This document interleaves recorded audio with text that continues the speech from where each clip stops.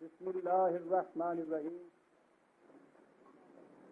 عزیزان مان، آج جولائی 1968 کی 21 تاریخ ہے۔ افسوس ہے کہ پچھلے اتوار کو بارش کی وجہ سے درس کا جو اس کے باوجود تشریف لے آئے لیکن انہیں محروم لوٹنا پڑا، ان سے ہم معذرت خواہ ہیں۔ آج صبح بھی یہاں موسم بڑا غیر متیقن تھا اور انتظام میں بہت سی تبدیلیاں کرنی پڑی۔ بہرحال اس وقت بھی سنا ہے کہ شہر میں تو بارش ہو رہی ہے، اسی لیے احباب پوری تعداد میں نہیں پہنچ سکے اور ہم نے بھی تھوڑا سا ان کا انتظار کیا۔ سابقہ سے پہلے درس میں سورہ بقرہ کی 8ویں آیت زیر نظر تھی۔ دو گروہ پہلے سامنے آ چکے تھے، ایک وہ جو کھلے ہوئے دل اور زبان کی پوری ہم آہنگی سے، ایمان اور عمل کی یک ہم رنگی سے قوانین خداوندی کی صداقت پر یقین رکھتے ہوئے اس کے مطابق زندگی کو ڈھال رہے تھے، ڈھالتے ہیں، ڈھالتے رہیں گے۔ دوسرا گروہ ان لوگوں کا سامنے آیا جو ان قوانین کی کھلے بندوں مخالفت کرتے ہیں، انکار کرتے ہیں، انہیں تسلیم نہیں کرتے۔ اور اس کے بعد تیسرا گروہ وہ سامنے آیا کہ من یقول آمنا باللہ وبالیوم الآخر وما ہم بمؤمنین، زبان سے وہ کہتے ہیں کہ ہم ان پر ایمان لائے لیکن وہ مومن نہیں ہوتے۔ اب اس گروہ میں دو شکیں، دو کیٹیگریز ہمارے سامنے آئی تھیں۔ ایک تو وہ کہ جو ان چیزوں کا اقرار کرتے ہیں لیکن ان کے مطابق عمل نہیں کرتے۔ ان کے متعلق بھی قرآن نے کہا تھا کہ وما ہم بمؤمنین، اس لیے کہ مومن ہونے کے لیے مسلم ہونا نہایت ضروری ہے۔ ان قوانین کی صداقت کو ماننے کے بعد ان کے سامنے جھکنا، ان کے مطابق اپنے فیصلے کرنا، ان فیصلوں کے مطابق عمل کرنا، یہ بھی مومن ہونے کے لیے ضروری قرار دیا گیا تھا۔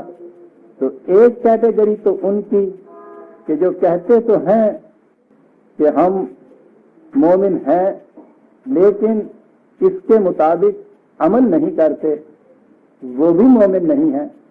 میں نے عرض کیا تھا کہ ایک چیز تو ہے سیاسی نوعیت سے ایک قوم بننا، اس اعتبار سے تو یہ ٹھیک ہے کہ ہم مسلمان ایک قوم ہیں، ایک قدر مشترک ہے، اس کی بنا پر ایک قوم کے ہم افراد بنتے ہیں۔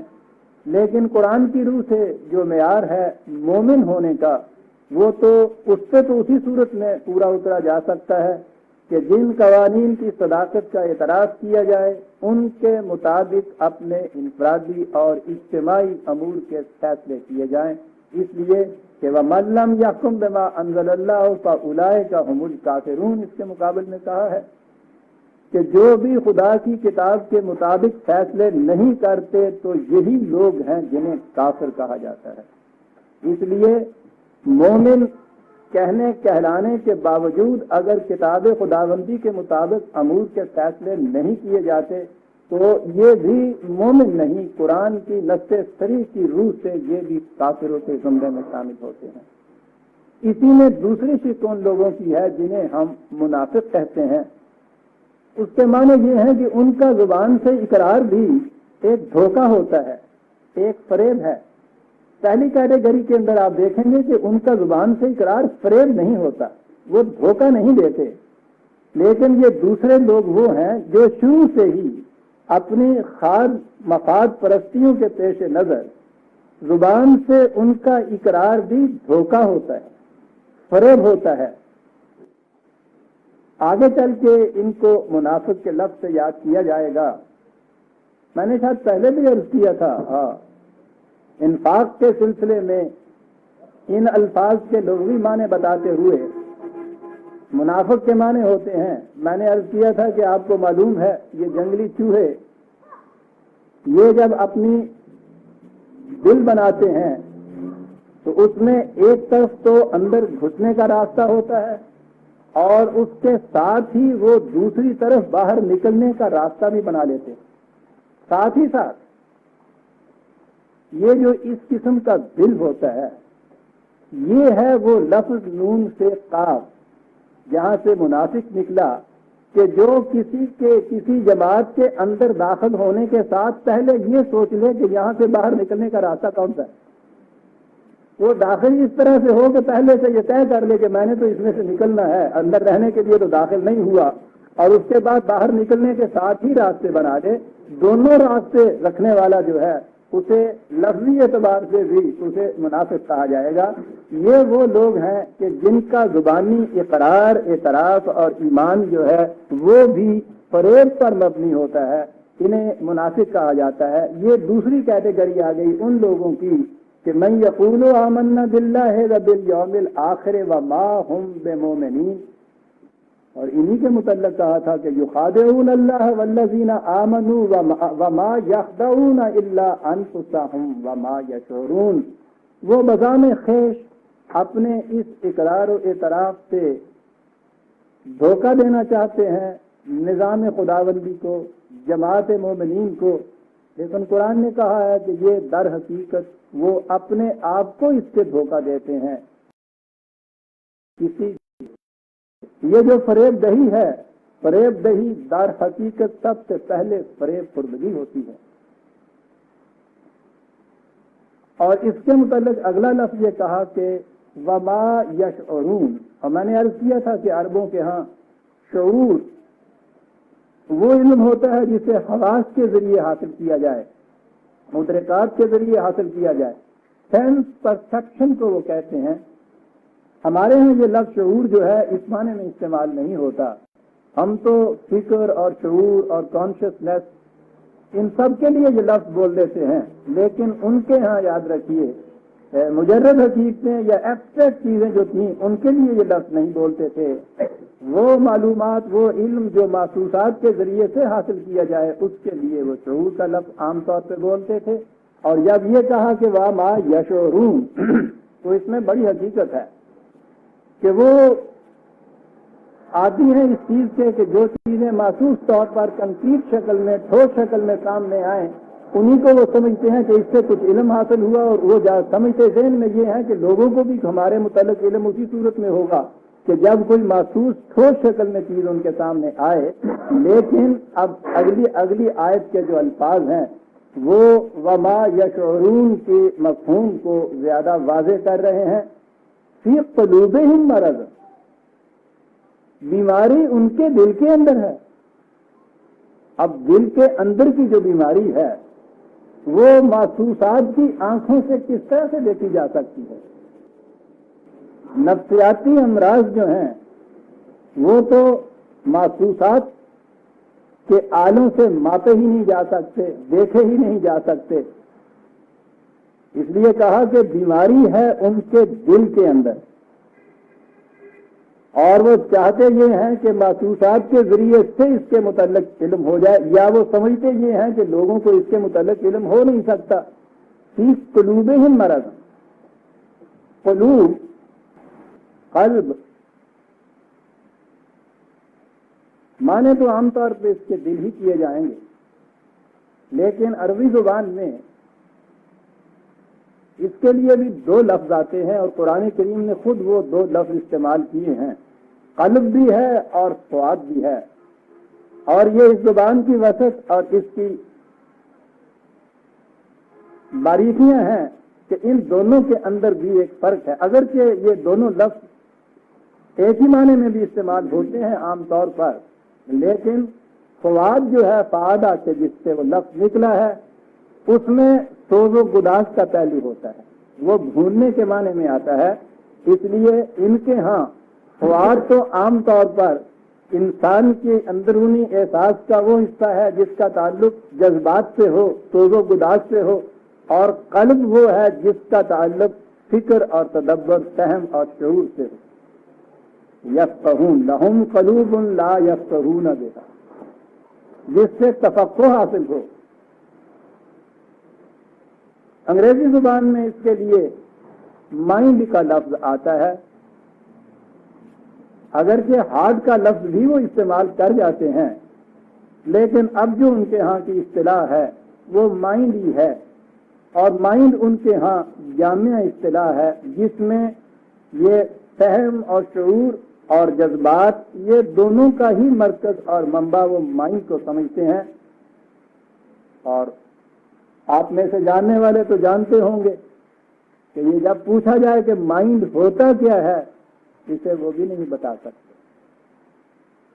ان کے ہاں کے خاص میٹیریلسٹ، بالکل مادہ پرست، جو مادیت سے آگے کسی چیز پہ بلیو ہی نہیں کرتے، مائنڈ میں وہ بھی بلیو کرتے ہیں، لیکن مائنڈ جو ہے وہ جسم کا کوئی حصہ نہیں ہے۔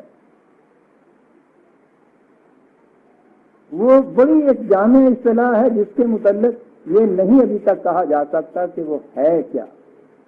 بہرحال یہ بات تو آگے آئے گی جب میں انسانی نفس سے آؤں گا، ذات پر، پرسنالٹی پر، وہاں یہ چیز سامنے آئے گی کہ ان کے ہاں سائیکے کا بھی ایک لفظ ہے، ان کے ہاں پرسنالٹی بھی کہتے ہیں، انڈیویجویلٹی کا بھی لفظ ہے، مائنڈ کا ایک جامع لفظ ہے، اور یہ چیزیں وہ ہیں کہ جن کا تعلق اس فزیکل باڈی سے نہیں، یعنی وہ اس فزیکل باڈی کا حصہ نہیں ہے۔ یہ بات آگے چل کر آئے گی۔ میں اس وقت صرف قلب کے متعلق کہہ رہا تھا کہ بیماری ہے دل کے اندر۔ یہ جو لوتھڑا ہے گوشت کا، اس کے متعلق بات نہیں ہو رہی۔ میں نے اس لیے یہ عرض کیا کہ پچھلے دنوں جو ہمارے سامنے واقعات آئے کہ دلوں کو تبدیل کیا ہے، ایک سینے سے ایک دھڑکنے والا کمزور بیمار دل نکال کے کسی دوسرے کا تندرست دل اس کے اندر تقلیم اس کی ہے، گرفت کیا ہے اس کو۔ یہ واقعات تو آپ کو پتہ ہیں۔ تو وہاں تو یہ چیز ہے کہ وہ سائنس کی روح سے ان چیزوں کی تحقیق کر رہے ہیں کہ انسانی جسم کے کمزور فرسودہ بسودہ حصے جو ہیں ان کی جگہ تندرست توانا نئے پرزے بدل کے لگا دیے جائیں، وہ ان چیزوں پہ جا رہے ہیں۔ بڑی منفعت بخش چیز ہے یہ انسانیت کے لیے، لیکن ہمارے ہاں تو ہر معاملے کے اندر فتویٰ آ جاتا ہے۔ ہمارے ہاں باتیں یہ شروع ہو گئی کہ صاحب یہ جو چیز کی جا رہی ہے یہ تو بہت بڑا کفر ہے، الحاد ہے، اس لیے کہ اگر کسی مسلمان کے سینے کے اندر کسی غیر مسلم کا دل لگا دیا تو قیامت میں مشکل ہو جائے گی۔ مسلمان جنت میں، کافر کا دل جانا ہے جہنم میں، یا کیا جائے گا وہاں؟ یعنی یہ باتیں شروع ہو گئی ہمارے۔ قوموں کی بدبختیاں کیوں آتی ہیں برادران جی؟ اب اس کے اوپر یہ بات چل رہی ہے کہ حلال ہے یا حرام ہے، اور وہ مسخرے انہوں نے آگے جو بڑے ہیں تو انہوں نے وہ ایک انسان کا دل دوسرے انسان میں نہیں لگا دیا، ایک خنزیر کا دل لے کے وہ اس انسان کے اندر لگا دیا۔ چل بھائی، دہن کا ذکر کیا، یہاں ساری غائب ہے غریباں سے۔ تو چاہیں گے چنگا بڑا بندہ حرام دہ ہو گیا۔ میں کہہ یہ رہا تھا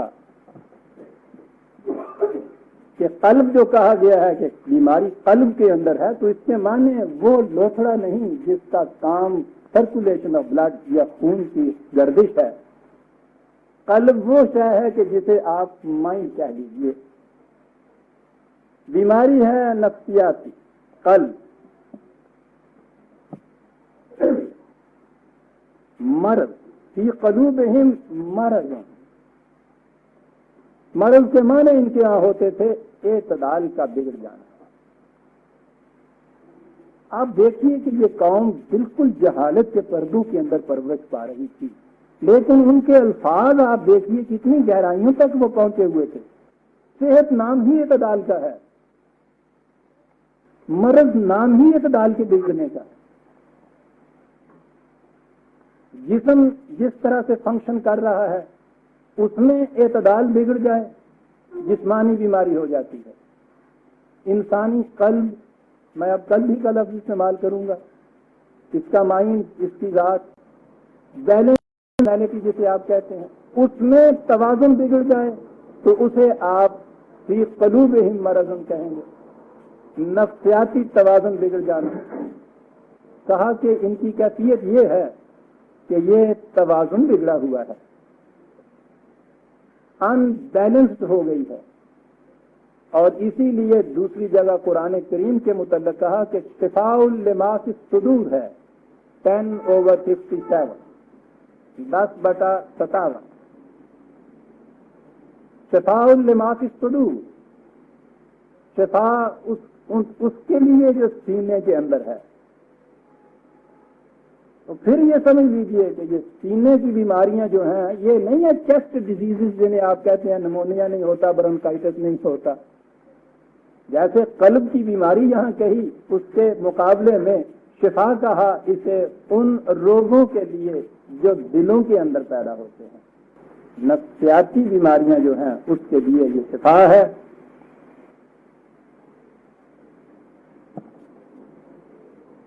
اگلی چیز ہے فزادہم اللہ مرض۔ یہاں پھر وہی بات آ گئی کہ فائل جو اس کے اندر ہے پھر وہ اللہ ہے، وہی ختم اللہ علی قلوبہم والی بات۔ آپ کو اب یہ چیزیں تو یاد ہوں گی نا، کیونکہ آپ تو انتظاماً اور تسلسل سے اس کا تتبع کر رہے ہیں اس درس میں، اس لیے دہرانے کی ضرورت نہیں ہے۔ میں نے اس دن یہ عرض کیا تھا کہ جہاں اگرچہ خدا فائل کی حیثیت سے آتا ہے، ختم اللہ کے لفظی معنی ہوں گے اللہ نے موریں لگا دی، لیکن میں نے اس دن یہ بتایا تھا بڑی تفصیل سے، پورا درس ایک اس کے اوپر ترک ہوا تھا کہ جہاں یہ چیزیں آتی ہیں کہ اللہ نے یہ کر دیا اس کے معنی کیا ہوتے ہیں۔ اور یہاں تو پھر یہ بات اگلے ہی 2 لفظوں نے یہ واضح کر دی، اگر آپ اسے یوں پڑھیں تو یہ شبہات ہی پیدا نہیں ہوں گے کہ صاحب یہ تو خدا ہی مرضوں کو اس سے زیادہ کر رہا ہے تو وہ بیچارے کیا کریں گے۔ کہا یہ ہے فزادہم اللہ مرضا ولہم عذاب علیم، وہی جو دقت وہاں آپ کو پیش آ رہی تھی کہ ختم اللہ علی قلوبہم ہوتا تھا اور اس کے لیے ولہم عذاب علیم، تو سوال یہ پیدا ہوتا تھا نا کہ اگر اللہ نے دلوں پہ موریں لگا دی تو اس کی وجہ سے پھر ان کو وہ عذاب دے رہا ہے۔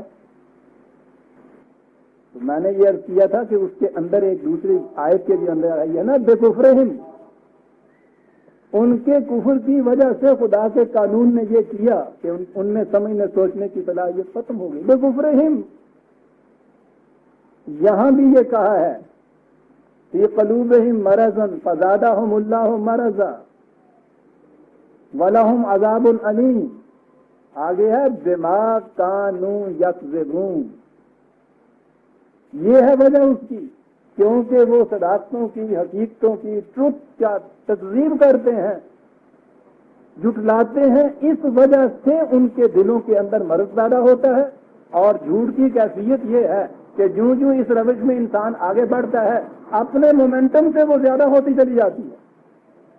ایک جھوٹ کوئی انسان بولے اس کو چھپانے کے لیے 10 جھوٹ اور بولنے پڑتے ہیں اس کے بعد، اور پہلی دفعہ جب انسان یہ کچھ کرتا ہے تو کچھ کھٹک پیدا ہوتی ہے اندر، کچھ گرفتی ہوتی ہے، لیکن اگر 2-4 مرتبہ اس قسم کی کوئی چیز کر لے تو اس کے بعد آپ دیکھتے ہیں کہ پھر وہ کھٹک بھی پیدا نہیں ہوتی اور پھر یہ اس کی عام روش ہو جاتی ہے۔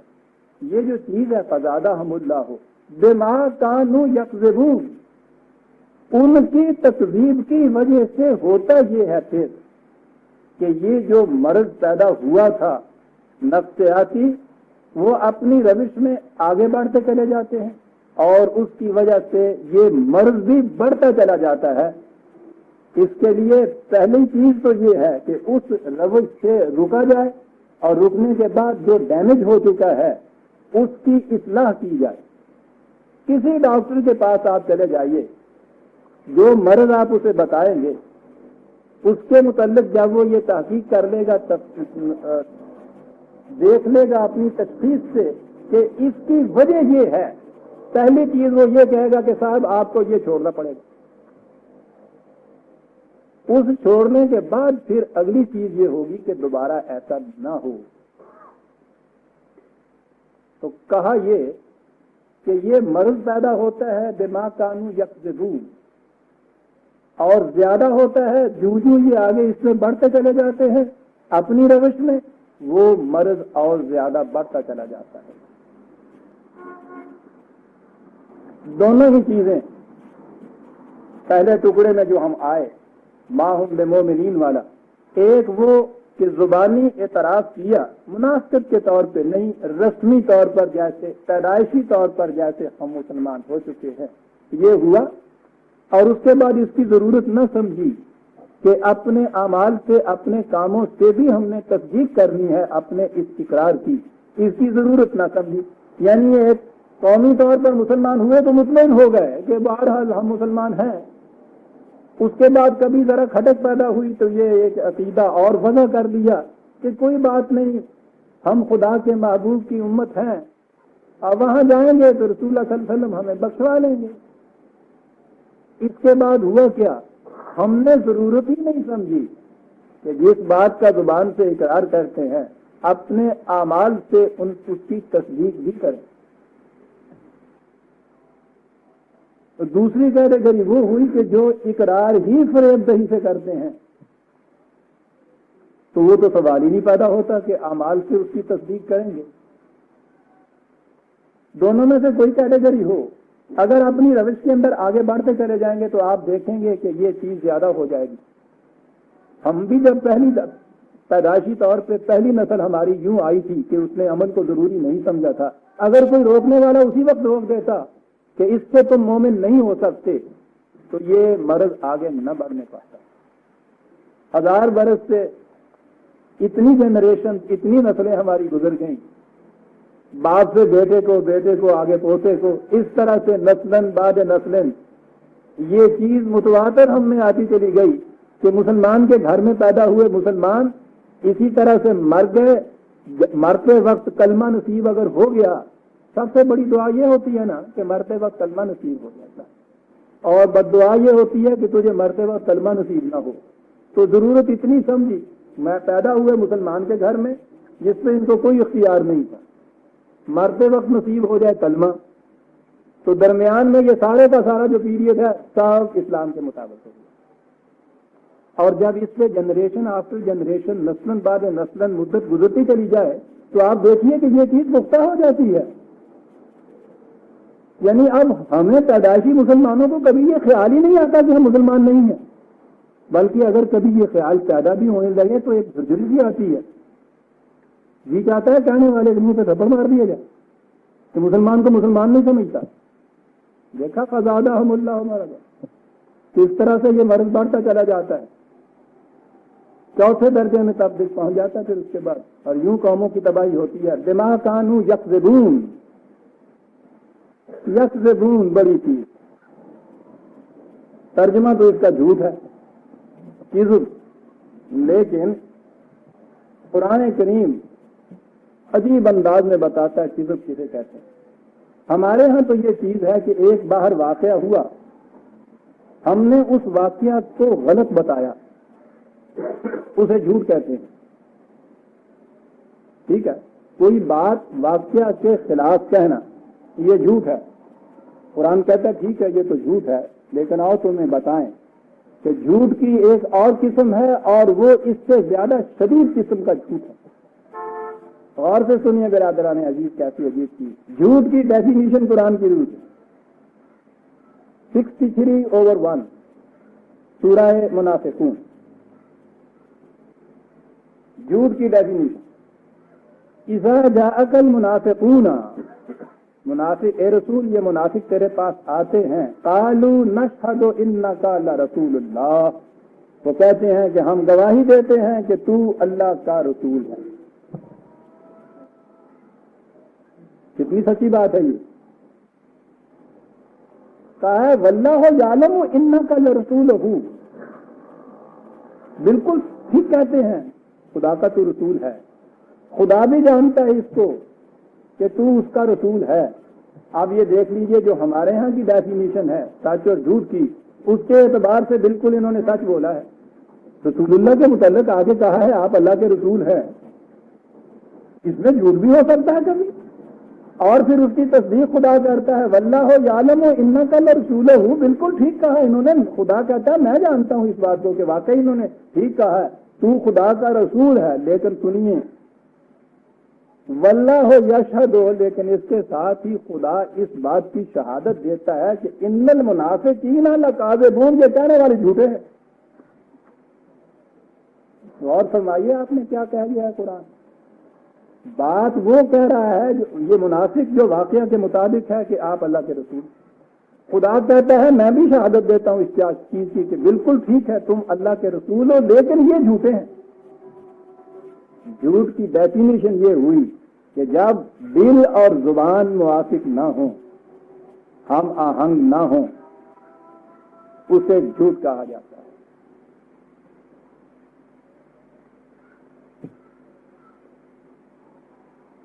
بات بالکل سچی کہہ رہے ہیں،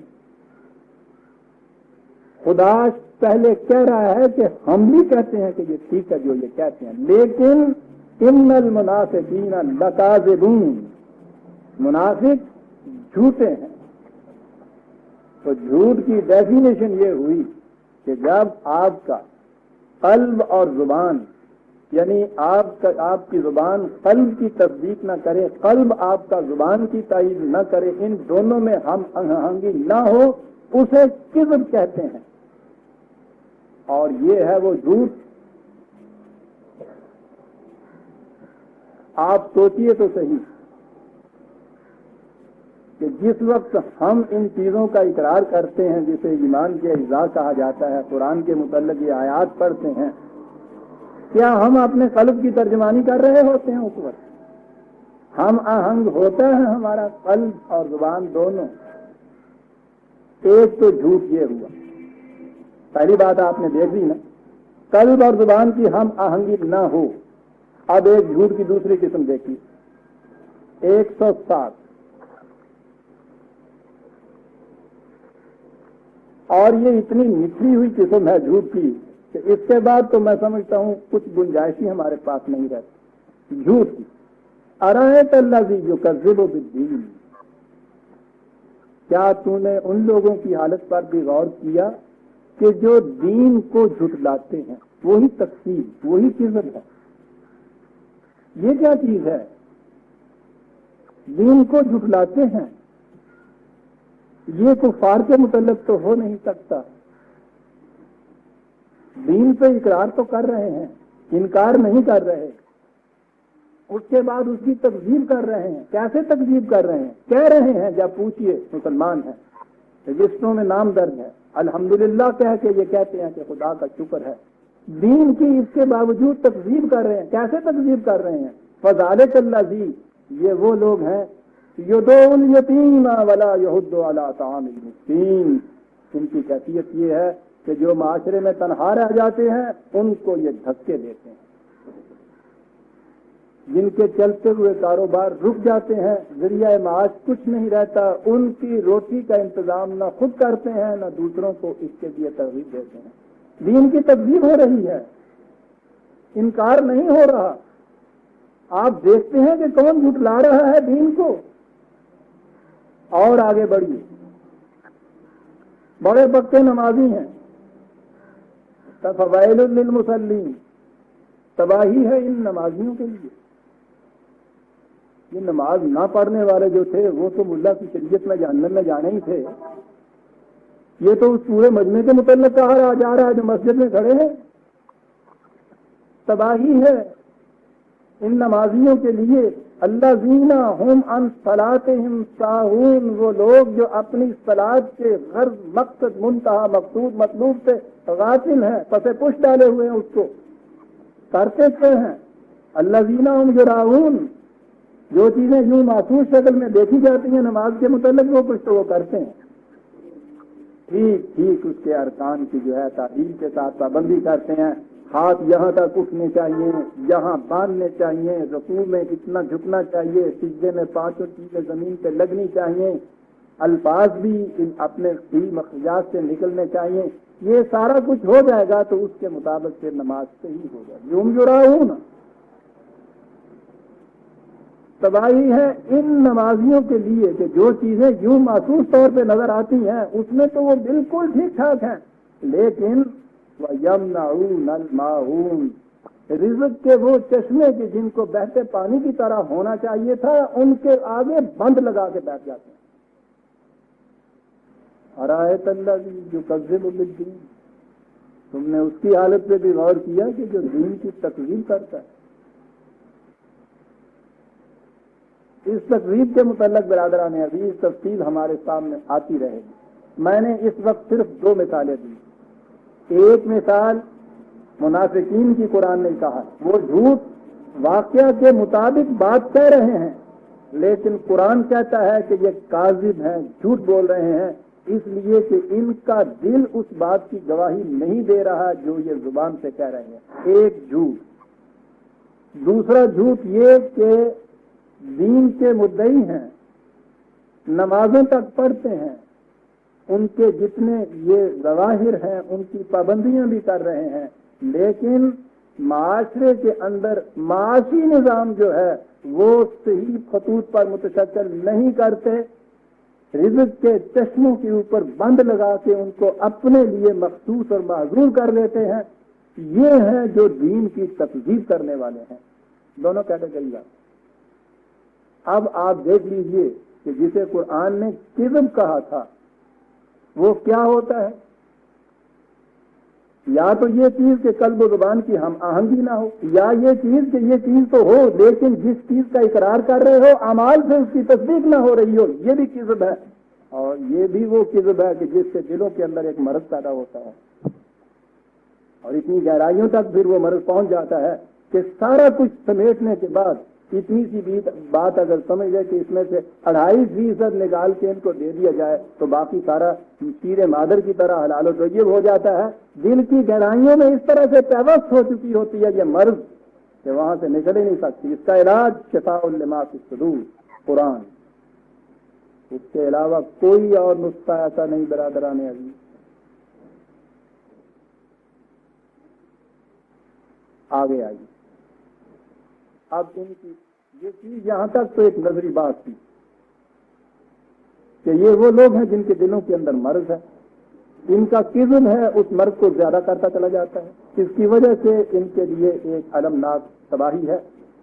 کرتے یہ کیا ہیں؟ وَإِذَا قِيلَ لَهُمْ لَا تُفْسِدُوا فِي الْأَرْضِ قَالُوا إِنَّمَا نَحْنُ مُصْلِحُونَ، کہا جاتا ہے کہ بھائی ملک میں، قوم میں، معاشرے میں فساد نہ پیدا کرو۔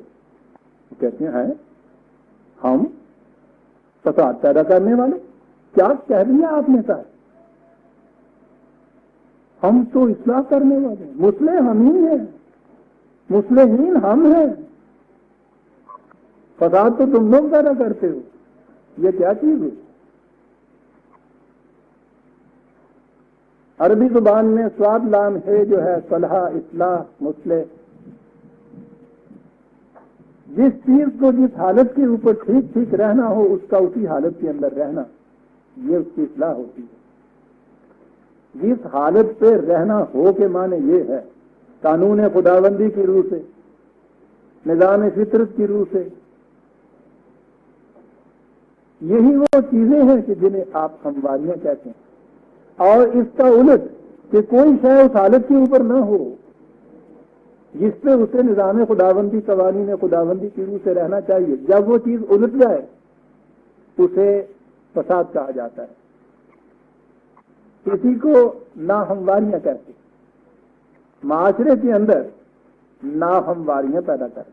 جب کہا جاتا ہے ان سے کہ تم معاشرے میں ناہمواریاں نہ پیدا کرو تو کہتے ہیں کہ ہم تو ناہمواریاں نہیں پیدا کرتے، ہم تو اصلاح کرنے والے ہیں۔ ذرا اس فساد کی 2-3 مثالیں قرآن سے دیکھ لیجیے، پھر آگے بات سمجھ میں آئے گی کہ یہ جو کہتے ہیں کہ ہم تو اصلاح کرنے والے ہیں معاشرے کی، وہ کہاں کھڑے ہوئے ہمیں نظر آتے۔ فساد کیا ہے؟ یہ بھی چیز، فساد اور اصلاح 2 ہی تو ٹرمز ہیں کفر و ایمان کی طرح قرآن کی۔ سارے قرآن میں اس کی تفصیل آپ کے سامنے آئے گی کہ فساد کیا ہے، لیکن میں اس وقت 2-3 مثالیں ایسی دوں گا جن سے بالبراہت کچھ بات سامنے آ جائے۔ 7 بٹا 85 7/85 85 فساد کا لفظ آپ دیکھیں، وَإِلَىٰ مَدْيَنَ أَخَاهُمْ شُعَيْبٌ، قوم مدین کی طرف ان کا بھائی بن شعیب پیغمبر بن کر آئے، قال یا قوم اعبدوا اللہ ما لکم من الہ غیر، انہوں نے آ کے وہی پہلا اعلان جو ہر نبی کرتا رہا، اے میری قوم، اطاعت اور معصومیت صرف قوانین خداوندی کی ہے، اس کے علاوہ کوئی ایسی ہستی نہیں ہے کہ جس کی اطاعت کی جائے۔ قد جاءتکم بینۃ من ربکم، تمہاری طرف یہ نہایت واضح چیزیں تمہارے رب کی طرف سے آ گئیں۔ آگے سنیے کہ وہ کیا چیزیں تو جو واضح طور پر آ گئیں۔ کہا فَأَوْفُوا الْكَيْلَ وَالْمِيزَانَ، دیکھو تم ماپ تول کے پیمانے صحیح رکھو، وَلَا تَبْخَسُوا النَّاسَ أَشْيَاءَهُمْ، دیکھو جو کسی کا حق الخدمت ہے، جو کسی کی محنت کا معاوضہ، بڑا جامع لفظ ہے یہ، لوگوں کا جو کچھ واجب ہے اس کے اندر کمی نہ کرو۔ یہ جو چیزیں تین کہہ دی قرآن نے، ماپ تول کے پیمانے صحیح رکھو اور محنت کش کی محنت کا معاوضہ پورا دو، جو کچھ اس کی محنت سے پیدا ہوتا ہے۔ یاد رکھیے، میں معاوضے کے متعلق یہ کہہ دوں، ایک تو معاوضہ یہ ہے نا کہ ہم لوگ جو دوسروں کی محنت لیتے ہیں ہم طے کرتے ہیں، مزدور کو 3 روپے روز ملنے چاہیے، یہ کس نے فیصلہ کر دیا 3 روپے روز کا؟ آپ کہیں گے کہ صاحب وہ مزدور جو ہے وہ آ جاتا ہے 3 روپے روز کے اوپر، اس واسطے اس سے کوئی زیادتی نہیں۔ یہ کیا کہا آپ نے؟ پنجابی کہنے آگے نے کہ پا کنا بگاڑیا رات دیا بھوکیاں نے، رات کا بھوکا بھاو اڑتا ہے، جس کے بچے رات سے بھوکے بیٹھے ہوئے ہیں آپ 3 روپے کہتے ہیں، آپ اس کو 2 روپے بھی کہہ دیجیے گا وہ چلے گا، اس کو پتا ہے کہ اگر میں نہ گیا تو دوسرا دن پھر ساتھ کا میرے آ جائے گا۔ اس کے متعلق یہ کہنا کہ توازن دینا، ہم تو باہمی رضامندی سے ہم نے یہ کیا ہے۔ یہ جو سب سے بڑا فتنہ یاد رکھیے معاشی نظام کا یہ ہے جو ویجز مقرر کی جاتی ہیں، معاوضہ مقرر کیا کون مقرر کرتا ہے؟ جو ان کی محنت لیتا ہے یہ مقرر کرتا ہے۔ ملاحظہ فرمائیے، یعنی اگر آپ یہ کہیں چیزیں انداز یہ ہو جائے دکاندار کا اور خریدار کا کہ خریدار جو قیمت لگائے وہ دکاندار کو دینی پڑے، تو کہتے ہیں بڑا اچھا انصاف ہے یہ۔ یہاں یہ جو محنت لیتا ہے ان کی، جو ان کو امپلائے کرتا ہے، وہ مل بیٹھ کے طے کرتے ہیں کہ کتنا دینا ہے، اسے کہتے ہیں اس کی محنت کا معاوضہ۔ اور جب وہ اتنا دے دیتا ہے تو اس کے بعد وہ کہتا ہے کہ صاحب جو مقرر ہوا تھا میں نے دیا ہے، عدل کے مطابق، قانون کے بھی مطابق۔ وہ کہیں جا کے چارہ جوئی نہیں کر سکتا مزدور کہ جی یہ طے ہوا تھا، یہ غلط۔ معاوضہ اس کا ہے کہ جو اس نے محنت کر کے جو بھی اس محنت سے حاصل ہوا ہے وہ اس کی محنت کا حاصل ہے، معاوضہ ہے۔ تم کون ہوتی ہے یہ چیز طے کرنے والی؟ بات لمبی چلی جائے۔ قرآن نے کہا یہ کہا کہ وَلَا تَبْخَسُوا النَّاسَ أَشْيَاءَهُمْ، جو کچھ ان کا ہے اس میں کمی مت کرو۔ بات حضرت شعیب و قوم مدین کی ہو رہی، حقائق آج کی اکانومی کے متعلق بیان کیے جا رہے ہیں۔ ساری دنیا میں اس وقت جہنم برپا ہے برادران عزیز، اس لیے کہ اوفوا الکیل والمیزان ولا تبخسوا الناس اشیاءهم، یہ چیز جو ہے اس کے اوپر عمل نہیں کیا۔ ساری لڑائی آپ کے یہاں کیپٹل اینڈ لیبر، سرمایہ اور محنت کی ہو رہی ہے۔ یہ آواز بلند کی حضرت شعیب علیہ السلام، بات نہ کہہ رہا تھا فساد فی الارض کی۔ سنیے آگے عزیزان من،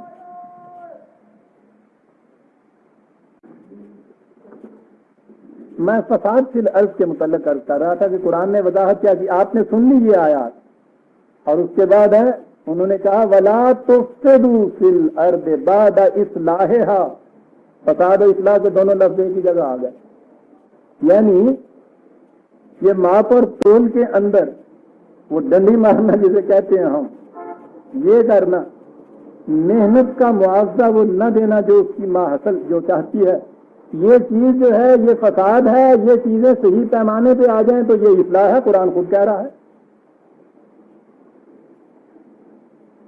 آپ دیکھ لیا آپ نے کہ جب ان سے کہا جاتا ہے لا تفسدوا فی الارض، پھر میں عرض کروں گا کہ خود الارض جو ہے اس کے معنی معاشی نظام کے ہیں قرآن کی روح.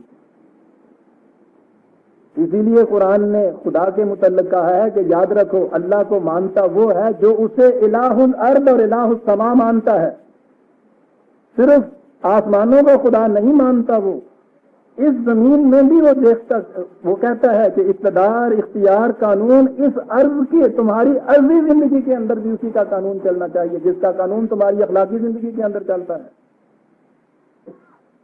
فساد فی الارض، یہاں سے یہ چیز واضح ہو گئی کہ یہ جو معاشی نظام ہے اس معاشی نظام کو اس صحیح حالت سے نہ رہنے دینا جو قانون خداوندی چاہتا ہے، یہ فساد ہے. اور اصلاح یہ ہے کہ ان کو ان خطوط کے اوپر متعین اور متشکل کیا جائے.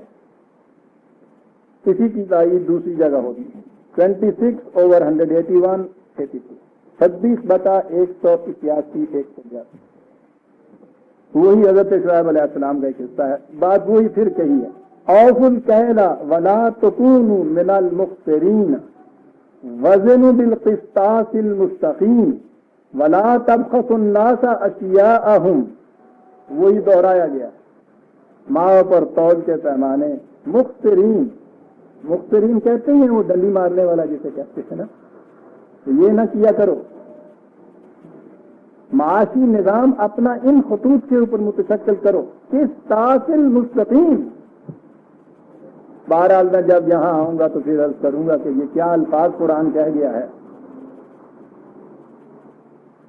یہاں بھی ہے ولا تعثوا فی الارض مفسدین.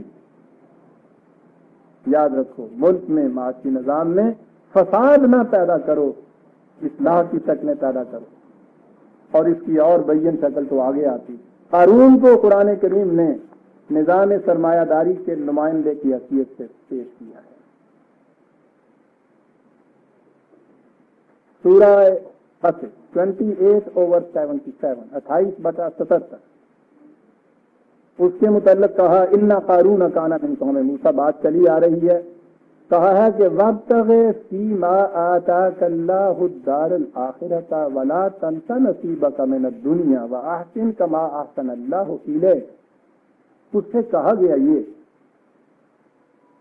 کہ یہ جو تو اتنا کچھ سمیٹ کے اپنے لیے تم نے رکھ دیا، اور اس کے بعد ایک بڑی لطیف بات کہی کہ پھر یہ زاراندوزی کی ہوس اتنی زیادہ گہری ہو گئی کہ کسی اور کو اس میں سے دینا تو کچھ رہا، کم وقت تو اپنے آپ کے اوپر بھی کچھ نہیں خرچ کر رہا اس میں سے.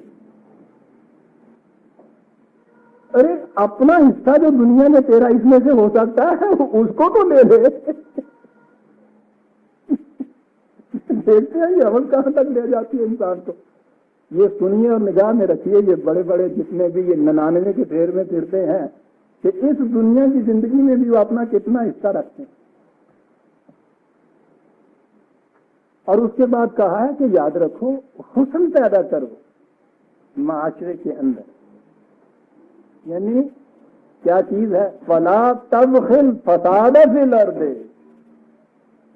فساد نہ تم پیدا کرو معاشی نظام میں. ان اللہ لا يحب المفسدین. یاد رکھو فساد پیدا کرنے والے نظام خداوندی کی نگاہوں میں پسندیدہ نہیں ہوتے. آپ سوچئے تو صحیح کہ قارون کون سا فساد پیدا کر رہا تھا. ہمارے ہاں تو فساد سے نا لڑائی جھگڑا فرار ہو گیا ہی ہوتے. یعنی اب فساد کے کوئی اور معنی ہی نہیں رہے ہمارے ہاں. یہ جو اس طرح سے خون چوسا جاتا ہے خاموشی ہی خاموشی سے، یہ کوئی فساد نہیں ہمارے ہاں. کہیں کسی کے سر پہ وہاں لٹ لگ جائے اور اس میں سے ذرا سا خون نکلے تو فساد ہوا نا صاحب. پھر وہ ساری مشینری حرکت میں آ جاتی ہے، قانون کی یہ سارا کچھ. لیکن ان چیزوں کو فساد کہا ہی نہیں اب ہمارے یہاں جاتا. اس کا نام ہی فساد نہیں ہے. آپ دیکھیے قارون نے تو کوئی فساد اس قسم کا نہیں کیا. ضرب دوزی کی حوث والے میں تو اتنی ہمت ہی نہیں رہتی کہ اس قسم کا فساد وہ کرے. اسے کہا ہے کہ تم فساد مت کر, اور وہ فساد یہ تھا جو اوپر یہ کہا ہے کہ اتنا کچھ سمیٹ لیا کہ اس کے خزانے جو تھے ان کو کچھ ایک جماعت بڑی طاقتوروں کی تھی جو اٹھا سکتی تھی.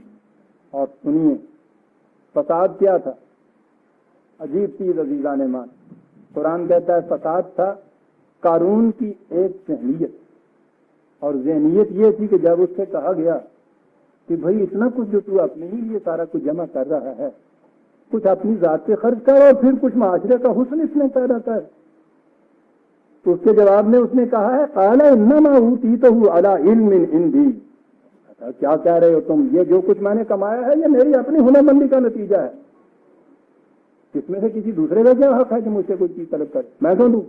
قرآن کہتا ہے یہ ہے فساد, یہ ذہنیت کہ اس قسم کی وہ تدبیریں کرتے رہتے ہیں, پلاننگ اس قسم کے کرتے رہتے ہیں کہ وہ سارا کچھ جو ہے سمیٹتے چلے جاتے ہیں. جب ان سے کہیے تو کہتے ہیں کہ صاحب وہ تو ہمارے حسن تدبیر کا نتیجہ ہے جو کچھ یہ ہم کر رہے ہیں, اس لیے اس میں کسی دوسرے کا کیا حصہ ہے. سارا آپ دیکھتے ہیں کہ یہ جتنی بھی یہ کیپیٹلسٹک اکانومی ہے اس کے اندر وہ جو اوپر بیٹھا ہوا ہوتا ہے بظاہر وہ کچھ نہیں کر رہا, ایک میز کرسی چند کاغذ 2-3 اس کے پاس وہ ٹیلی فون ہے اور سارا کچھ وہاں بیٹھے ہوئے یہ ہو رہا. علی علم عندی, یہ میری کاریگری, میری ہنرمندی, میرے ٹیکٹکس, میری تدابیر, میری اسکیمیں, ایک بساتے سیاست پہ جو مورے لکھے ہوئے میں نے, یہ سب اس کی وجہ سے مجھے یہ مل رہا ہے, کسی دوسرے کا اس میں حصہ کیا ہو سکتا ہے. قرآن کہتا ہے یہ سب سے بڑا فساد ہے جو دنیا میں پیدا کیا گیا. دیکھ رہے ہیں آپ فساد, اور پھر فساد کے لیے تو ایک جامع ٹرم قرآن نے استعمال کر دی, 21/22. فساد کیا ہوتا ہے اور اصلاح کیا ہوتی ہے. ہماری ڈیفینیشن کے مطابق نہیں, قرآن کی ڈیفینیشن کے مطابق. اس پوری کائنات میں خدا کہہ رہا ہے کہ اس باہر کے سلسلہ کائنات میں دیکھیے کہ جنہیں اختیار و ارادہ نہیں دیا گیا, یہ سب خدا کے قوانین کے تابع یہ سلسلہ کائنات چل رہا ہے, اور کس حسن و نظم و ضبط سے چل رہا ہے. کہا اس نے کہ یہ کیوں چل رہا ہے, اس لیے کہ وہاں صرف ایک کا قانون چل رہا ہے. اگر ان میں سے ہر شے اپنے لیے خود قانون وضع کرنا شروع کر دے, یا کوئی ایک سے زیادہ اتھارٹیز یہاں ہوں کہ ان کے بجاقت قانون چل رہے ہوں, تو ہو کیا نتیجہ. تو لاؤ کان فیہما آلہۃ الا اللہ, نہیں جی نہیں چاہتا کہ پہلی آیت تو بڑی اہم. کہا کہ یہ لوگ جو مانتے ہیں کہ خدا ہے, بالکل ہم مانتے ہیں, لیکن اس کو انہوں نے آسمانوں پہ بٹھا رکھا ہے. ام اتخذوا آلہۃ من الارض ہم ینشرون, لیکن اپنی ارض کی زندگی کے اندر کوئی اور خدا تجویز کر رہے ہیں اور ان کے زور سے یہ آگے بڑھتے چلے جاتے ہیں. دیکھا آپ نے یہ دو خدا کیا ہوتے ہیں. یہ انہوں نے ایک خدا تو سمجھ رکھا ہے اوپر کی دنیا کا, آسمانوں کا خدا, عرش معلیٰ کا خدا, اور اپنے ارض کی زندگی کے اندر ایک اور خدا تجویز کر رہا ہے, اور یہ زندگی جو ہے یہ اس کے سہاروں کے اوپر یہ اس زندگی کے اندر پھیلتے ہیں. کہا لو کان فیہما آلہۃ الا اللہ, یاد رکھو, سوچو اگر اس کائنات میں جو خارجی کائنات اس حسن و نظم و ضبط سے چل رہی ہے, اگر اس میں ایک خدا کی بجائے ایک سے زیادہ خداؤں کے قوانین چلتے تو کیا ہوتا. لفسدتا, وہی فساد تھا. سوچو کہ یہ کیا ہوتا. وہاں کا فساد تمہیں یوں نظر آ جائے گا کہ وہ محسوسات کی شکل میں تمہارے سامنے آئے گا. تم بعین ہی یہ چیز اپنی زندگی کے اندر پیدا کر رہے ہو کہ یہاں ایک کا نظام نہیں چل رہا. زندگی کے کچھ حصے کے اندر نماز, روزہ, حج, زکات, خدا کے احکام. تمہاری معاشی زندگی, سیاسی زندگی, معاشرتی زندگی, یہ تمہارے اپنے نظام. وہاں کے متعلق اگر ذرا سا بھی فرق آ جائے کہ صاحب ہاتھ یہاں نہیں یہاں باندھنے چاہیے، اس کے لیے یہ نہیں ہوتا کہ صاحب یہ جو نمازی یہاں بیٹھے ہوئے ہیں ان کی میجورٹی کیا کہتی ہے، ہوتا یہ ہے کہ شریعت کا فیصلہ کیا ہے. یہ چھوڑ دیجیے کہ وہ صحیح یا غلط کوئی کوٹ کرتا ہے، پوچھا وہاں یہ جاتا ہے کہ شریعت کا فیصلہ کیا ہے. سارے نمازی 1 لاکھ کے جامع مسجد میں جمع ہو کے اگر یہ طے کریں کہ نہیں صاحب ہمیں ہاتھ یہاں باندھنے چاہیے، اور مولوی صاحب وہاں یہ کہیں کہ نہیں صاحب شریعت کا فیصلہ یہ ہے کہ ہاتھ یہاں باندھنے چاہیے، تو آپ کے ہاں کی وہ ساری میجورٹی 100% بھی یہ کہہ رہی ہو تو وہ کوئی نہیں آپ وہاں مانتے.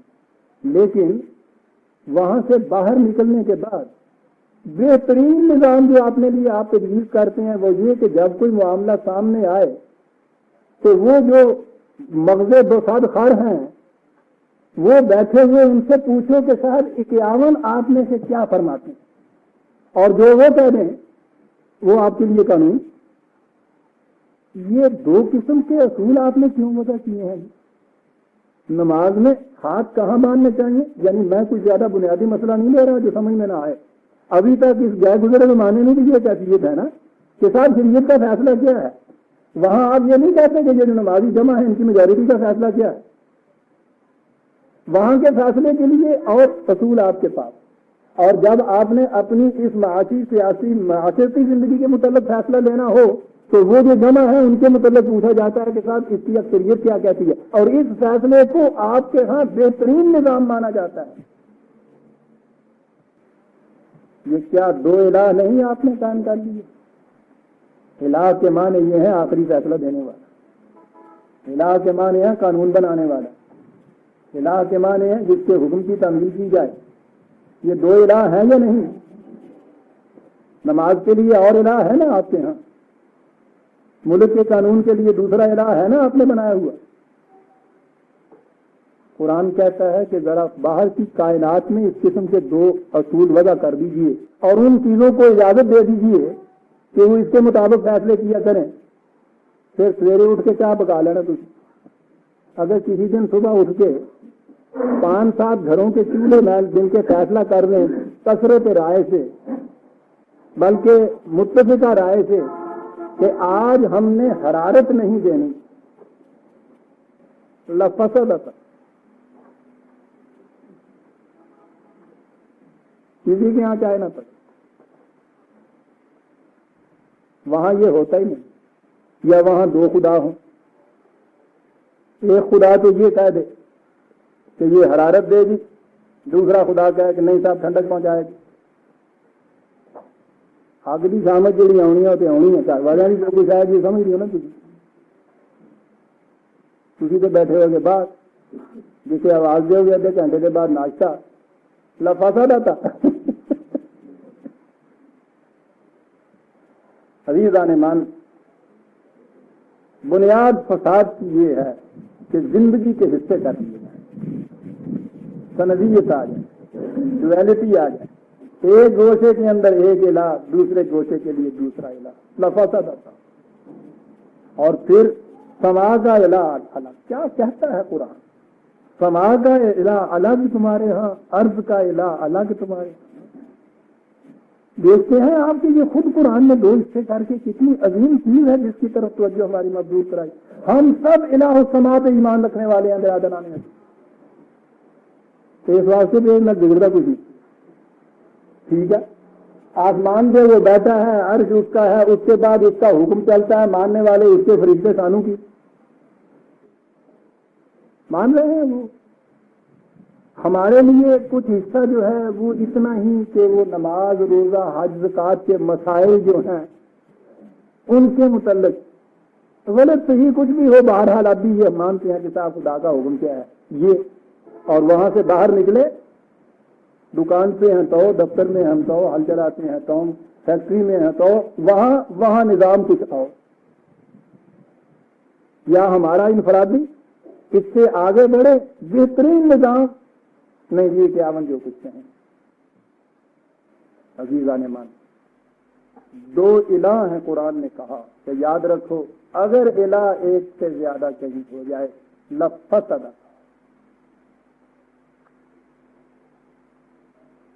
کہا یہ تھا قرآن نے کہ جب ان سے یہ کہا جاتا ہے کہ فساد مت پیدا کرو تو یہ کہتے ہیں کہ نہیں صاحب ہم فساد پیدا کرنے والے، ہم تو مصلحین ہیں۔ یہ بڑی بڑی فیکٹریاں لگانے والے ہمارے ہاں، بڑی بڑی مل، انڈسٹریلسٹ، جب بھی کہیں گفتگو کیجیے تو یہ کہ صاحب پوچھیں کہ ہم ملک کی ترقی کے لیے کتنے کوشاں ہیں۔ آپ دیکھ رہے ہیں، آپ ایک تیسرے کپڑے کے لیے محتاج ہو جاتے دوسروں کے، اگر یہ ہم ٹیکسٹائل ملز نہ لگاتے، ٹھیک ہے، بڑا احسان آپ کا ہے۔ کیا اس کا نام تم فساد رکھ رہے ہو؟ کیا یہ اصلاح نہیں ہے؟ نحن مصلحون۔ دیکھا مصلحین کی کیسے شکلیں بدلتی چلی جاتی ہیں، جنہیں کیا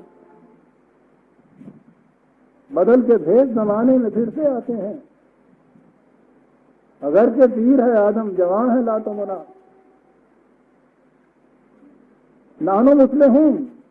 الا انداز ہے بیان کا قرآن کریم کا، کتنے زور کا یہ اعلان ہوا کرتا ہے، جس کے معنی ہوتے ہیں کہ وقت غلط کہہ رہے ہیں، سن رکھو سننے والوں، جھوٹ کہہ رہے ہیں جو کچھ کہہ رہے ہیں۔ حقیقت یہ ہے الا انہم هم المفسدون۔ یہ عربی جاننے والے دیکھیں گے کہ یہ زور بیان کیا ہوتا ہے۔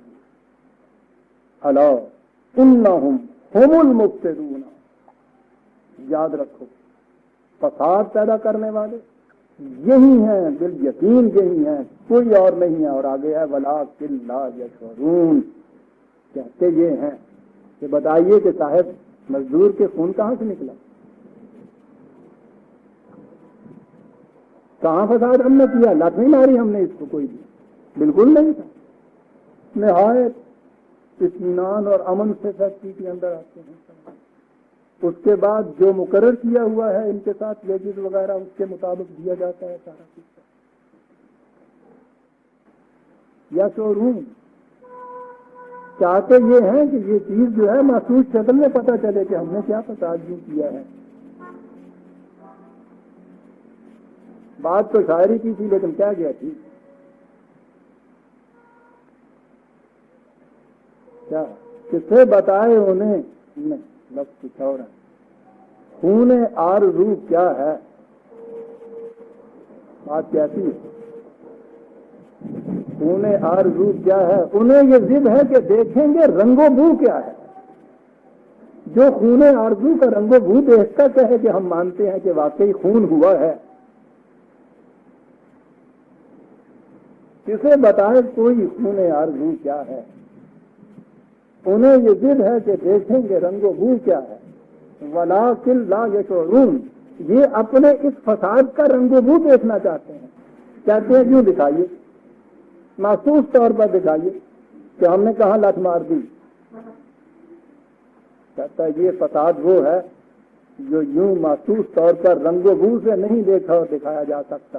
ایک آج کے ان کی نگاہیں آگے آ جاتی ہے بات برادران عزیز، بڑی عجیب چیز ہے وہ۔ یا مہون کا لفظ قرآن لایا ہے،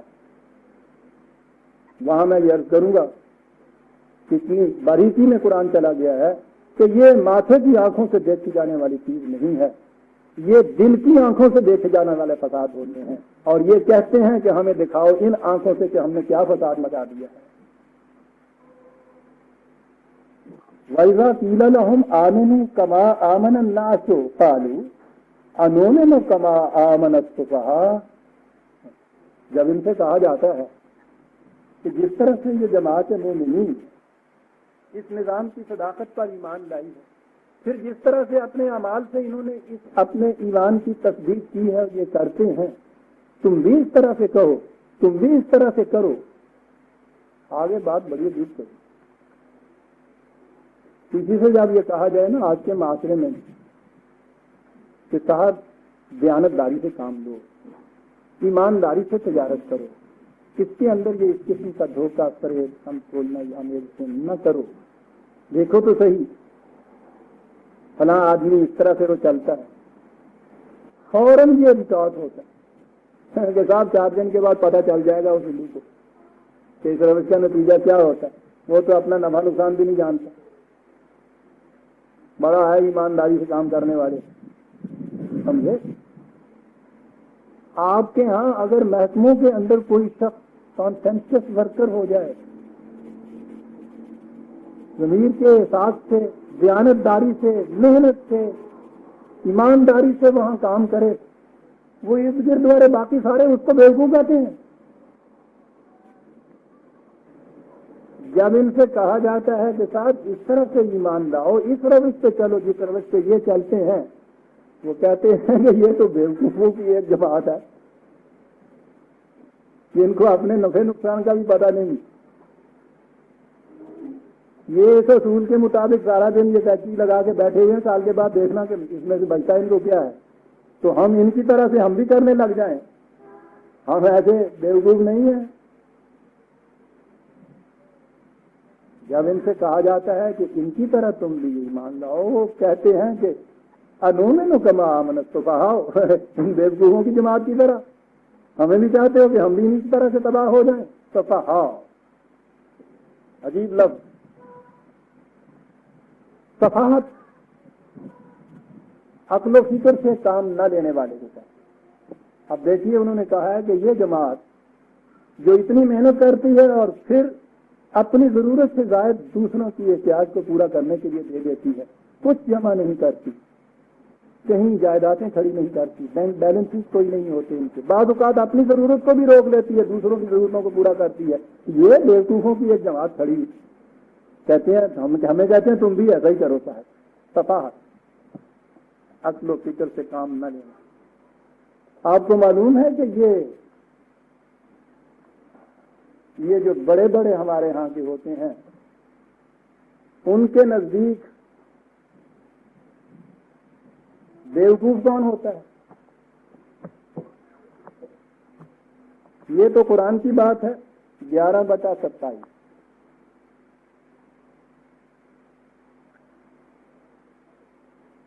قرآن کی بات سے پہلے تو ایک چیز ہمارے ہاں جو روز کہتے ہیں، پھر وہی بات پنجابی کی ہے، معاف رکھیے گا، ہوں پنجابی اس لیے اسی زبان کے محاورے زیادہ آتے ہیں۔ جیدی کوٹھی کے دانے اور ایک کملے کی سیاں، جن کے گھر پکتی ہے نا، ان کے یہاں کا بیوقوف بھی عقل مند ہوتا ہے، اور بڑے سے بڑا عقل مند بھی رات کا بھوکا اگر ہے تو دوسروں کی نگاہوں میں اس سے زیادہ بیوقوف کوئی نہیں۔ کسی مجلس کے اندر جہاں اس قسم کی چیز ہو کہ کچھ دولت مند، امیر، بڑے بڑے یہ لوگ بیٹھے ہیں، کچھ وہ بھی ہوں کہ جن کے حالات سے، جن کے کپڑوں سے، جن کی حیث قضائی سے معلوم ہو رہا ہو کہ یہ میل اونر نہیں ہے، فیکٹری والے نہیں ہیں، شام صاحب ادھر کرسیاں بیٹھی ہیں، اس پر رکھی ہیں، ادھر کیوں نہیں بیٹھتے آپ لوگوں؟ جی میں یہ کہہ رہا تھا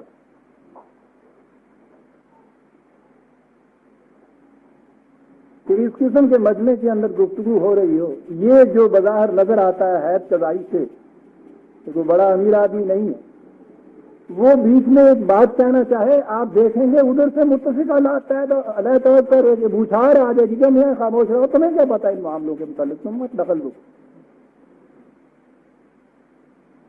یعنی وہ سارے جتنی وہ اپنے شعور و فہم تدبر سارا ہے، وہ تو سمٹ کے دولت کے ساتھ ہی ان کے جہیز میں آ چکا ہوتا ہے۔ جب دولت کو بیاہ کے لائے تھے تو ان کا تو اصول یہ ہے کہ عقل دنیا میں دیر ہوتی، ایک تو مل جاتی ہے اس کو، یہ جو دولت مند فیکٹری والا، اور آدھی جو ہے ساری دنیا میں بڑھتی ہے۔ آج کی بات نہیں ہے عزیزان من، بہت پرانی چیز ہے، بات ہو رہی ہے حضرت نوح علیہ السلام، وہ دعوت دے رہے ہیں ان کو، قال الملأ الذین کفروا من قومہ، قرآن کا لفظ ہے ملأ الذین، ملأ کے معنی وہ ہوتے ہیں وہ جنہوں نے پانڈے بھرے ہوئے ہوں، جن کے برتن بھرے ہوئے، اور اسی اعتبار سے یہ لفظ بعد میں صرف سرداروں کے معنوں میں استعمال ہونے لگ گیا، اس لیے کہ سرداری تو اس دور کے اندر معیاری سرداری کا یہ تھا کہ وہ برتن بھرے ہوں، اس دور میں کیا آج تک یہی چلا آ رہا ہے۔ آپ کو دیکھتے ہیں لفظ قرآن کیا چن کے لاتا،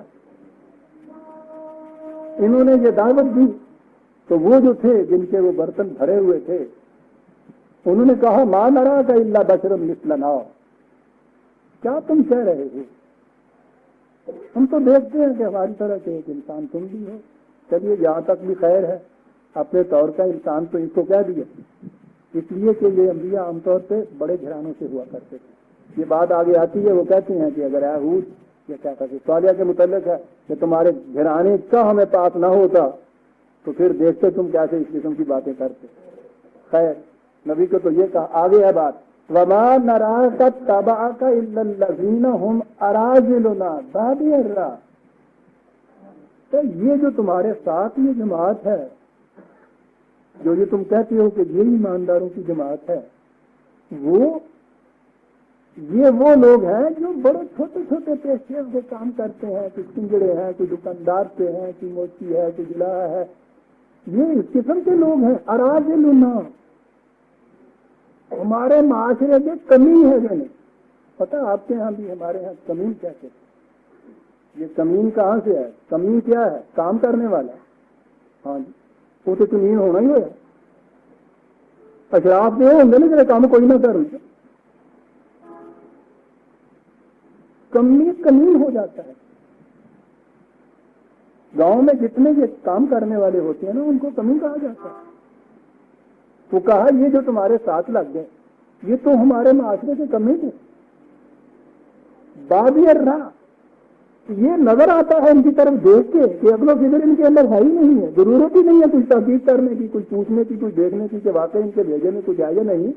یوں نظر آ رہا ہے صاحب یہ اگلو فہم کے لوگ. دیکھا آپ نے تو فقہا کون ہوتے ہیں ان کے نزدیک؟ عقل و فکر ساری سنت کے دولت کے ساتھ آ جاتی ہے. جب کہا ان سے کہ ان کی طرح ایمان لاؤ تو کہا کہ یہ لوگ جن کی حیث قضائی یہ بتا رہی ہے کہ ان میں کوئی عقل و فکر نہیں ہے. لیکن قرآن کریم نے برادران عزیز یہی لفظ ایک اور جگہ استعمال کیا، یہی صفاحت کا لفظ. اور قربان جائیں قرآن کے. یہ تو وہ تھے کہ جو دوسروں کے متعلق فیصلے کر رہے تھے. کہا ہے 2/130 بڑی لطیف آئے وَمَن يَرْغَبُ عَن مِلَّةِ إِبْرَاهِيمَ. تو کہا یہ جو ہم ملت ابراہیمی کا بیان کرتے چلے آ رہے ہیں، سیدھا صاف حنیف راستہ جس میں شرک کی قطعاً آمیز ملاوٹ نہیں ہے، جو اس راستے سے ہٹتا ہے کوئی نہیں ہٹتا الا من فسح نفسہ. دوسروں کے متعلق عقل و فکر سے کام نہ لینا تو کیا بات ہے. جو اپنی ذات کے متعلق عقل و فکر سے نہیں سوچتا، اپنے متعلق جو عقل و فکر سے کام نہیں لیتا وہ ہے جو صحیح راستے سے ہٹتا ہے.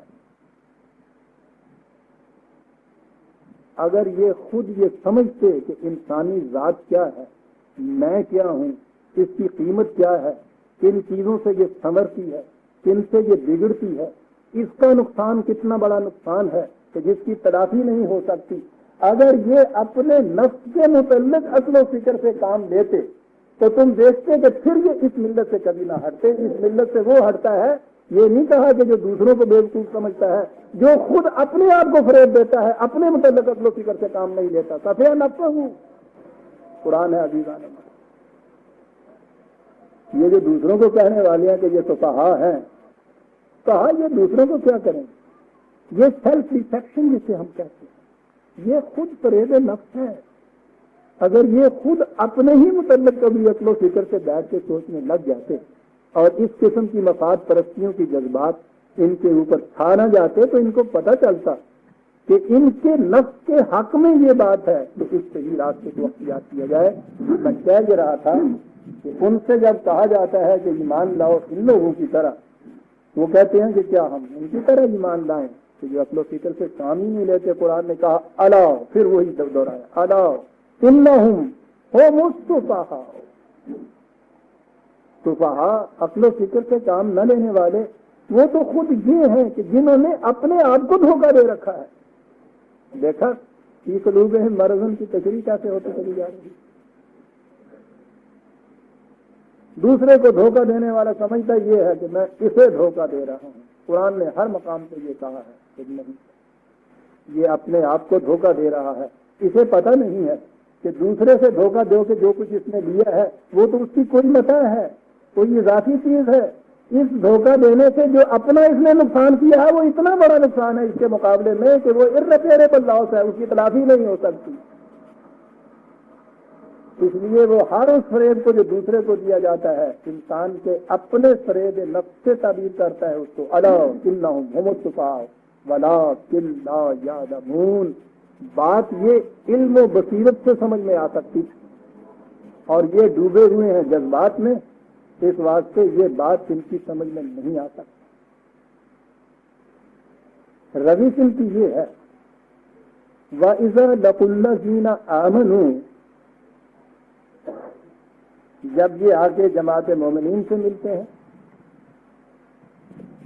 ان سے کہتے ہیں قالوا آمنا، کہتے ہیں ہم تم میں سے ہیں، تمہارے ساتھ ہیں، تمہاری طرح ہم بھی ایمان لائے ہوئے ہیں ان راستوں کے اوپر، ہم تمہارے اندر سے ہیں.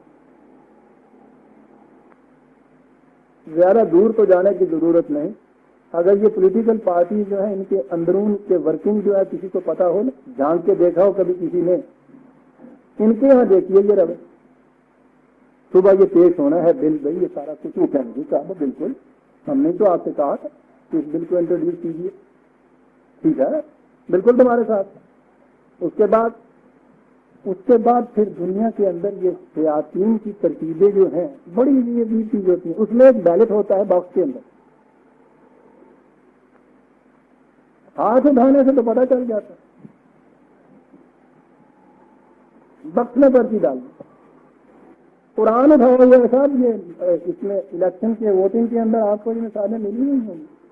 قرآن کے اوپر ہاتھ رکھا ہوا یہ سب کچھ ہے. اذا لقوا الذین آمنوا قالوا آمنا اذا خلوا الی شیاطینہم، جب پھر وہ اندر جاتے ہیں پرچی ڈالنے کے لیے اپنے شیاطین کی طرف جاتے ہیں. شیطان کا لفظ آگے آئے گا قصہ آدم میں، وہاں چونکہ شیطان و ابلیس دونوں الفاظ آتے ہیں، اس کی تشریح تو میں وہاں کروں گا. یہاں تو یہ نظر آ گئی بات کہ یہاں سیدھے سے معنی یہ ہیں شیطان تے اے انہوں نے جتوڑے، گل سمجھ آ گئی. جب یہ اپنے اس قسم کے سرگنوں کی طرف جاتے ہیں، شیاطین کی طرف جاتے ہیں، اس کے معنی ہوتے ہیں نظام و قوانین خداوندی سے سرکشی برتنے والے. فتنہ کے معنی ہوتے ہیں طغیانیوں میں آئے ہوئے، تالاب میں آئے ہوئے، ساحلوں کو توڑ کے جب طوفان بن جاتا ہے پانی، سرکشیاں برتنے والے. جب یہ ان سرگنوں کی طرف آتے ہیں، وہ لیڈرز آف دی پارٹی جو ہوتی ہیں ان کے پاس پہنچ جاتے ہیں کالی نم آتوں وہ ہم تمہارے ساتھ ہیں بالکل. انہوں نے کہا کہ صاحب ہمیں تو یہ پتہ چلا ہے کہ آپ ان سے بھی وعدہ کر رہے ہیں. او بولے بادشاہ انما نحن مستہزئون، ہم تو ان کا الو بنا رہے تھے.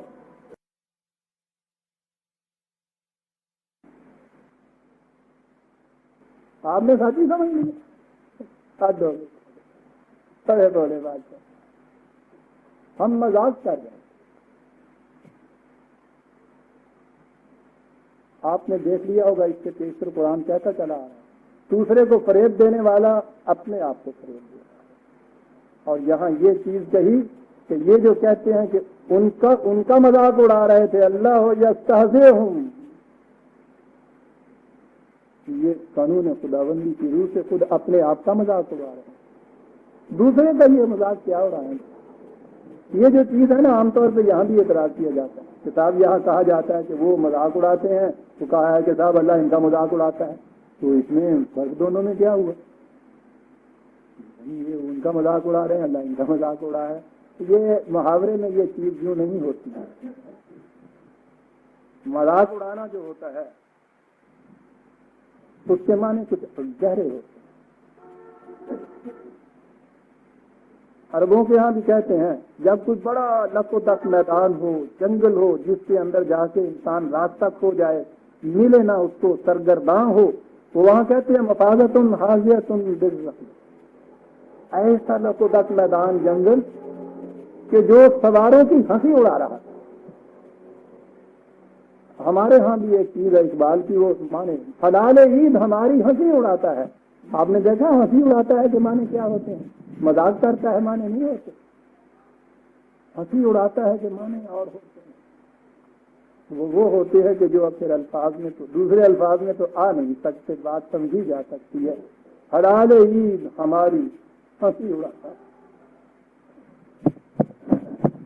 وہ یہی ہے نا کہ جب ہمیں یہ پیغام نشاط دیتا ہے، البتہ تعالیٰ نے اس طرح کی قسم کا ہے کہ یہ قوم کی حالت ہماری، کھانے کے لیے روٹی نہیں، پہننے کے لیے کپڑا نہیں، بچوں کو دینے کے لیے ایک پیسہ نہیں، اور اس کے بعد پھر یہ آ جاتا ہے نوید عید لے کر، عید کے جشن کی خوشخبری لے کر، یہ ہے وہ پوری نظم جو چلی آتی ہے، اور اس کے بعد یہ آخر نے کہا کہ اس سے زیادہ کیا کہا جائے کہ حلال عید ہماری ہنسی ہو، ہمیں پیغام نشاط اور نوید مسرت یہ لے کے آیا ہے، اور نشید جشن ہمارے لیے ہماری ہنسی اڑاتا ہے۔ یہ ہے وہ معنی کہ یہ تو ان سے کہتے ہیں کہ ہم ان کو پھول بناتے ہیں، ہم ان کا مذاق کرتے ہیں، ان کی ہنسی اڑاتے ہیں، پھر حقیقت اپنی آپ ہنسی اڑاتا ہے، خدا کا قانون ان کی ہنسی اڑاتا ہے کہ یہ کسے فریب دے رہے ہیں، خود فریب خوردہ ہیں اور سمجھتے یہ ہیں کہ دوسروں کو فریب دے رہے ہیں۔ اب جو میں نے کہا ہے اس کی تشریح اگلے 4 لفظ کر دیں۔ کہا تھا نا کہ وہ جنگل جس میں سوار راستے کھو جائیں، ان کے متعلق وہ اپنے محاورے میں کہا کرتے ہیں کہ وہ جنگل، وہ دشت، وہ صحرا، وہ راستے مذاق اڑاتے ہیں سواروں کے۔ کیوں؟ اس لیے کہ راستہ کھوئے ہوئے ہیں، پتہ چلتا نہیں ہے، چلے جا رہے ہیں یہ سمجھتے کہ صحیح راستے پہ چلے جا رہے ہیں، یوں ہے ان کا مذاق اڑتا۔ یہ ہے وَيَمُدُّهُمْ فِي طُغْيَانِهِمْ يَعْمَهُونَ، کیسے ان کا مذاق اڑتا ہے، یا خدا کا قانون کیسے ان کا مذاق اڑاتا ہے۔ وہ کہتا ہے یہ کہ راستہ کھوئے ہوئے ہیں، غلط راستے کے اوپر جتنا آگے بڑھتا جائے گا عزیزان من کوئی آدمی، اتنا زیادہ غلط تر ہوتا چلا جائے گا نا۔ یعنی یہ عجیب چیز ہے، صحیح راستے پہ جتنا چلتا چلا جائے گا منزل کے قریب ہوتا چلا جائے گا، غلط راستے پہ جتنا آگے بڑھتا چلا جائے گا منزل سے اتنا دور ہٹتا چلا جائے گا نا۔ تو اگر کہا جائے کہ ایسے مسافر کی منزل ایسے مسافر کی ہنسی اڑاتی ہے، راستہ ایسے راہرو کی ہنسی اڑاتا ہے، یہ ہوا ترجمہ جو کیا گیا، جو محاورہ استعمال کیا گیا۔ کہاں ہوتا یہ ہے طغیان، ان کی سرکش، غلط راستے کے اوپر چلنا، سیلاب کی طرح بہے چلے جانا، بربادیوں کے آگے آگے بڑھ کے یمدہم، یوں یوں یہ قدم آگے بڑھتے ہیں، ان کی سرکشیاں، ان کی غلط راہ رویاں اور بڑھتی چلی جاتی ہیں۔ آگے لفظ ہے یامہون، یہ ہے عربی زبان، ان کے ہاں عین میم اور یہ بھی ایک ہے، اور یہ عین میم اور ہے دوسرا مادہ، اگرچہ یہ ایک دوسرے کے معنوں میں استعمال ہو جاتا ہے، لیکن بنیادی طور پہ عین میم یہ جو ہے وہ ہوتا ہے آنکھوں کا اندھا، اور عین میم یہ جو ہے وہ ہوتا ہے بصیرت کا اندھا۔ کہتا ہے کہ یہ چیز راستے منزلیں ان کی ہنسی اڑا رہی ہیں، اس لیے کہ یہ بصیرت کے اندھے غلط راستے پہ چلتے ہیں، صحیح سمجھ رہے ہیں اور چلے جا رہے ہیں اس راستے کے اوپر، اگر کوئی روکتا ہے تو اس کا مذاق اڑاتے ہیں، ٹوکتا ہے تو یہ کہتے ہیں کہ تم بیوقوف ہو، ہم کچھ ایسے بیوقوف نہیں تمہاری طرح سے۔ یہ ہے اللہ یستہزئ بہم، یہ نہیں ہے کہ مذاق خدا وہ مذاق کرتے ہیں، خدا معاذ اللہ مذاق کرتا ہے، یہ اپنی ان طغیانیوں میں، سرکشیوں میں، غلط روش کے اندر جو غلط راستہ اختیار کیا ہے بڑھتے چلے جاتے ہیں، بڑھتے چلے جاتے ہیں۔ یا مہون، کہیں بصیرت سے کام نہیں لیتے، اپنی بصیرت سے بالکل کام نہیں لیتے، بڑھتے چلے جاتے ہیں۔ کہا ہے یہ ہے چیز، راستے ان کی ہنسیاں اڑاتے ہیں، منزلیں ان کی ہنسیاں اڑاتے ہیں، اصل بصیرت ان کی ہنسی اڑاتی ہے۔ اس کے معنی ہے کہ سمجھتے یہ ہے کہ ہم دوسروں کی ہنسی اڑا رہے ہیں، در حقیقت ان کی بے بصری دیکھ نہیں رہی، دنیا ان کی ہنسی اڑاتی ہے، ہر صحیح العقل ان کی ہنسی اڑاتا ہے، صحیح راستے پہ چلنے والا مسافر ان کی ہنسی اڑاتا ہے، راستے ان کی ہنسیاں اڑاتے ہیں۔ جسے یہ اپنا نفع سمجھ رہے ہیں وہ یکسر نقصان ہے۔ دیار مغرب کے رہنے والوں، خدا کی بستی دکان نہیں ہے، کھرا جسے تم سمجھ رہے ہو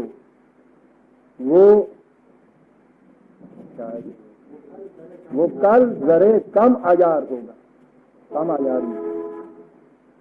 1905-6-7 میں اس شخص کی بصیرت نے یہ کہا تھا کہ تمہاری تہذیب اپنے خنجر سے آپ ہی خود کی کرے گی، جو شاخ نازک پہ آشیانہ بنے گا نہ استوار ہوگا، اور دیار مغرب کے رہنے والوں، خدا کی بستی دکان نہیں ہے، کھرا جسے تم سمجھ رہے ہو وہ کل ذرے کم عیار ہوگا۔ ان سے کہو کہ آج جن چیزوں کو یہ اپنے لیے منفعت اندیشیاں سوچ رہے ہیں، منافع سوچ رہے ہیں، تھیلیاں بھر رہے ہیں اور اس میں خوش ہو رہے ہیں، اور دیانت اور امانت سے کام کرنے والوں کا مذاق اڑا رہے ہیں، ہنسی اڑا رہے ہیں، سفہا کہہ رہے ہیں، بیوقوف کہہ رہے ہیں، ان سے کہو کہ ان کی یہ تجارت خود ان کا مذاق اڑاتی ہے۔ اولئک الذین اشتروا الضلالۃ بالہدی، یہ وہ لوگ ہیں کہ جن کے کاروبار یہ ہیں کہ صحیح راستے کے عوض میں غلط راستہ خرید رہے ہیں، صحیح جنس دے کر کھوٹے پیسے لے رہے ہیں۔ کہو فما ربحت تجارت، ان کی یہ تجارت کبھی بھی نفع کا سودا ہو سکتی؟ اے دیانت اور امانت سے کام کرنے والوں کی ہنسی اڑانے والوں اور یہ کہنے والوں کہ سراسر اپنا نقصان کر رہے ہیں، ایک کاش تمہیں پتا ہوتا کہ یہ جتنا کچھ تم جمع کر رہے ہو یہ تو سارے ہزاری نوٹ ہے گئے، وہ پتا 1000 کا نوٹ جہاں سی وہ بعد جب ودرا ہوا کی ہوا سی اچھے وہ بات نہیں یاد رہا ہوگا، بہت زود فراموش ہے ہماری قوم۔ لوگوں نے روپیہ بہت جمع کر لیا تھا اور اس زمانے میں 1000 کے بھی نوٹ ہوا کرتے، پھر اس نوٹ کو ودرا کر لیا تھا اور کہا یہ تھا کہ جو اس کا روپیہ لینا چاہے وہ بینک سے لے جائے، اور وہ دولت تھی ان کے پاس بلیک تھی، وہ اس ڈر کے مارے باہر لاتے نہیں تھے۔ تو جب وہ تاریخ آگے چلی گئی، جب وہ سکہ نہ رہا رواں تو لوگوں کے پاس بہت نوٹ تھے، وہ تو اس زمانے میں یہ ہمارے یہاں محاورہ ہو گیا تھا، ہزاری نوٹ ہے گا، یعنی دیکھنے میں تو دیکھیے یہ بہت کچھ نظر آتا ہے، قیمت اس کی ایک پیسہ بھی نہیں ہے۔ کہا یہ ہے جو کچھ تم نے کیا، ہمارا ربحت تجارتہم، ان کی تجارت ان کو نفع نہیں دے سکتی، وما کانوا مہتدین، اس لیے کہ غلط روش پر چل کر ضد کرنے والا کہ میں اسی روش پہ چلتا جاؤں گا اور منزل پہ پہنچ جاؤں گا، وہ کبھی منزل کے اوپر پہنچ نہیں سکتا۔ یہ ہے وہ مرض جو دلوں کے اندر ہے برادران عزیز، فی قلوبہم مرض کہا تھا نا، اور جو یہ آگے بڑھتے چلے جاتے ہیں غلط روش میں، یہ مرض اور زیادہ ہوتا چلا جاتا ہے، اس لیے کہ یہ دین کی تکذیب کرتے ہیں، زبان سے اس کا اعتراف کرتے ہیں، نظام اپنے معاشرے کا خدا کے قانون کے مطابق، اس قانون کے مطابق نہیں متشکل کرتے جس کا اعتراف زبان سے کرتے ہیں، اس لیے سمجھتے یہ ہیں کہ بڑی ترقیاں ہو رہی ہیں، بڑے صحیح راستے پہ چل رہے ہیں، منزل قریب آتی چلی جا رہی ہے، لیکن ان کا ہر قدم ان کو منزل سے دور لیے جا رہا ہے، ان کی یہ تجارت کبھی ان کو نفع نہیں دے گی، یہ کبھی منزل کے اوپر پہنچ نہیں سکیں گے۔ ہم سورہ بقرہ کی آیت 16 تک آ گئے برادران عزیز، اور اس کے بعد اسی کی مزید السٹریشن، وضاحت اور صراحت قرآن نے مثال کے ذریعے دی ہے کہ ان لوگوں کی جو اپنے جذبات کی اندھیریوں میں یوں بہے چلے جاتے ہیں اور سمجھتے یہ ہیں کہ ہم صحیح راستے پہ چل رہے ہیں، ان کی مثال اس قسم کی ہے، اسے ہم آئندہ لیں گے۔ ربنا تقبل منا انک انت السمیع العلیم۔